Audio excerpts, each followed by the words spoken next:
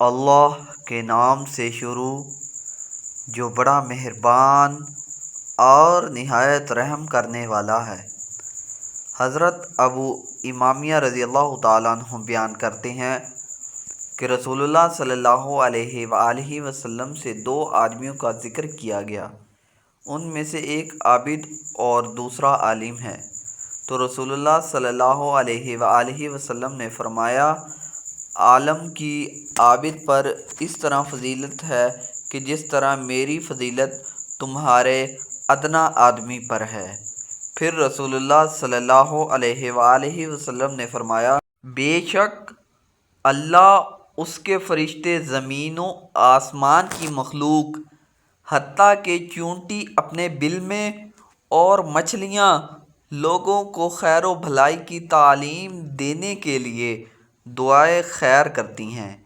حضرت عبداللہ بن مسعود رضی اللہ تعالیٰ عنہ نے فرمایا، لوگوں، جس شخص کو کسی چیز کا علم ہو تو وہ اس کے متعلق بات کرے، اور جسے علم نہ ہو تو وہ کہے اللہ بہتر جانتا ہے، کیونکہ جس چیز کا تجھے علم نہ ہو اس کے متعلق تمہارا یہ کہنا کہ اللہ بہتر جانتا ہے، یہ بھی علم کی بات ہے۔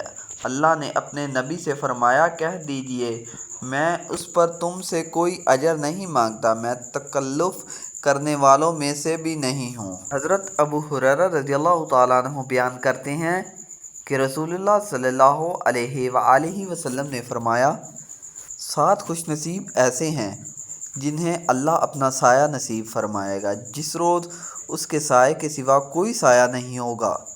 عادل حکمران، وہ نوجوان جو اللہ کی عبادت میں پروان چڑھا ہو، اور وہ آدمی جس کا دل مسجد کے ساتھ معلق ہے، جب مسجد سے نکلتا ہے تو وہ مسجد سے لا تعلق ہی نہیں رہتا حتیٰ کہ وہ وہاں لوٹ جاتا ہے۔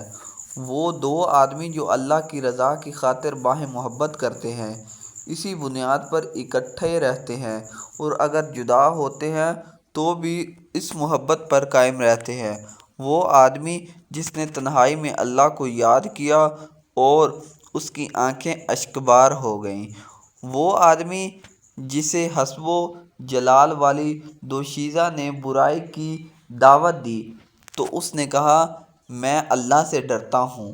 اور وہ آدمی جس نے جو صدقہ کیا اس نے اسے اس قدر مخفی رکھا حتیٰ کہ اس کا بایاں ہاتھ نہیں جانتا کہ اس نے کیا صدقہ کیا۔